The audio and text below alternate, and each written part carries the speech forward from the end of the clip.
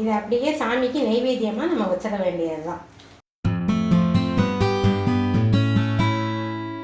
Hello friends, welcome to Shashtiya's kitchen. இன்றைக்கி நம்ம என்ன ரெசிபி பார்க்க போகிறோம்னா, ஒரு திருவாதிரை களி தான் பண்ண போகிறோம். இந்த திருவாதிரை வந்து மார்கழி மாதம் வரக்கூடிய ஆருத்ரா நட்சத்திரத்தன்னைக்கு நம்ம நடராஜ பெருமானுக்கு உகந்த விசேஷமான நாள். அன்னைக்கு வந்து அவருக்கு வந்து பிடிச்சமான ஒரு சிறந்த ஒரு நெய்வேத்தியம் வந்து இந்த திருவாதிரை களி. இதை எப்படி செய்யலாங்கிறத நம்ம பார்க்கலாம். இந்த களி செய்கிறதுக்கு ஒரு கப் நம்ம பச்சரிசி எடுத்துக்கிறோம். அதே கப்பு அளவால் வெல்லம் எடுத்துருக்குறோம். வெல்லம் வந்து நல்லா தூள் பண்ணி எடுத்துக்கிடுவோம். முந்திரி பருப்பு ஒரு 10 முந்திரி பருப்பு எடுத்துருக்குறோம். பாசிப்பருப்பு வந்து ஒரு ஸ்பூன் எடுத்துக்கிறோம். தேங்காய் துருவல் வந்து ஒரு 1/4 கப் எடுத்துக்கிறோம். ஏலக்காய் வந்து ஒரு 3 ஏலக்காய் எடுத்துக்கிடுவோம். முதல்ல வந்து பச்சரிசியை வந்து நம்ம நல்லா கழுவிட்டு தண்ணி இல்லாமல் எடுத்துக்கிடுவோம். அதை பச்சரிசியும் பாசிப்பருப்பையும் லேசாக வறுத்தெடுத்துக்கிடுவோம். வறுத்தெடுத்துட்டு அதை பொடி பண்ணி அப்படியே நம்ம களியாக செய்கிறதான். இப்போ எப்படி செய்யலாங்கிறத பார்க்கலாம்.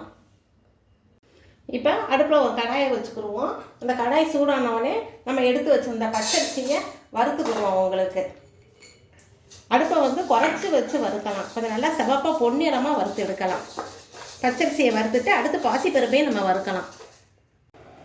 அரிசி நமக்கு இந்த மாதிரி நல்லா சிவப்பாக வறுத்துருச்சு. இப்போ இதை எடுத்துட்டு இதுக்கு அடுத்து வந்து நம்ம பாசிப்பருப்பையும் இதே மாதிரி வறுத்துக்கிடுவோம். நம்ம எடுத்து வச்சிருந்தா ஒரு ஸ்பூன் பாசிப்பருப்பையும் வறுத்து எடுத்துக்கலாம். இதையும் சேர்த்து வறுத்து எடுத்துட்டு இதை நல்லா மிக்சி ஜாரில் பவுடர் மாதிரி நல்லா நைஸாக நம்ம அரைச்சிடுவோம். ஏலக்காயும் 2 ஏலக்காயும் சேர்த்துருக்குறோம். இதை வந்து ரவை பதத்துக்கு உடச்சிக்கிடுவோம் அந்த அரிசியை. அதுக்கு இடையில வந்து நம்ம எடுத்து வச்சிருந்த வெல்லம் வந்து எந்த கப்பில் அரிசி எடுத்தோமோ அதே இதில் 1 கப்பு வெல்லம் சேர்த்துருக்கோம். 4 பங்கு தண்ணி ஊற்றிடுவோம்.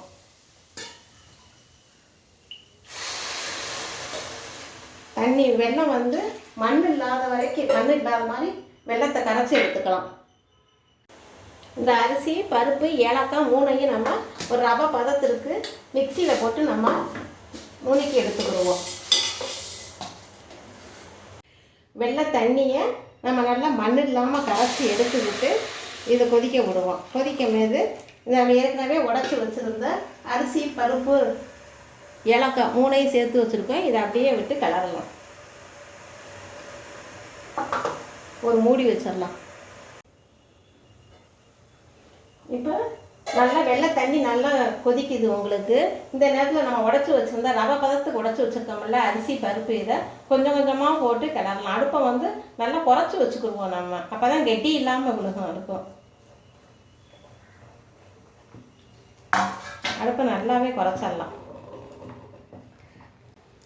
அடுப்புலையே ஒரு 10 நிமிஷம் வச்சுருந்ததுன்னா நமக்கு இந்த மாதிரி நல்லா களி வெந்துடும் உங்களுக்கு. நம்ம இப்படியே கூட பரிமாறலாம். குக்கரில் வச்சு நம்ம ஒரு 3 விசில் விட்டு எடுத்தோம்னா இன்னும் நல்லா சாஃப்டாக இருக்கும் உங்களுக்கு களி. இதை அப்படியே குக்கருக்குள்ளே தண்ணி ஊற்றி ஒரு சின்ன கிண்ணத்தில் வச்சு ஒரு 3 விசில் விட்டு நம்ம எடுக்கலாம்.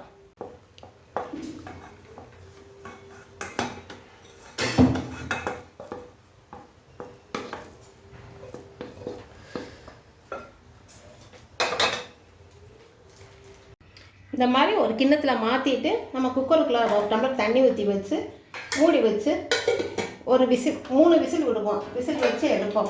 திருவாதிரை களி ரெடி ஆகிடும். களி ரெடி ஆகிடும். இதை ரொம்ப வேகமாக பண்ணிடலாம். வெயிட் போட்டுடலாம். நம்ம எடுத்து வச்சுருந்த முந்திரி பருப்பை வறுத்து எடுத்துக்குவோம்.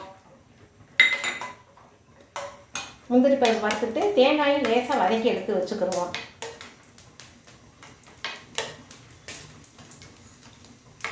குக்கரில் காடி விசில் வரவுமே நம்ம இதை சேர்த்து அப்படியே இறக்கிடலாம். 3 விசில் வந்துருச்சு. இப்போ நம்ம குக்கரை வந்து ஓப்பன் பண்ணி பார்க்கலாம். பண்ணி பார்த்தோம்னா களி வந்து பாருங்கள் நமக்கு ரெடி ஆயிடுச்சு. நல்லா வெந்து இருக்குது உங்களுக்கு. இதில் வந்து நம்ம முந்திரி பருப்பும் தேங்காய் பூவும் சேர்த்து அப்படியே இறக்கி பரிமாறுறது தான். இந்த களியில் இப்போ நம்ம முந்திரி பருப்பையும் தேங்காய் பூவையும் சேர்த்துருவோம்.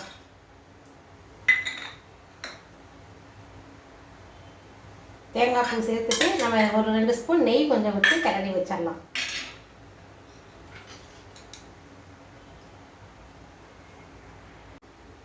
இப்போ களி பாருங்கள் நமக்கு ரெடி ஆகிடுச்சு. இதை அப்படியே சாமிக்கு நெய்வேத்தியமாக நம்ம வச்சிட வேண்டியது தான். இது ரொம்ப டக்குன்னு வேகமாக பண்ணிடலாம். உங்களுக்கு ஒரு கப்பு கொஞ்சம் ரைஸ் வந்து நீங்கள் அரிசி வந்து கம்மியாக போட்டிங்கன்னாவே போதும். களி வந்து உங்களுக்கு நிறைய ஜாஸ்தியாகவே உங்களுக்கு வரும்.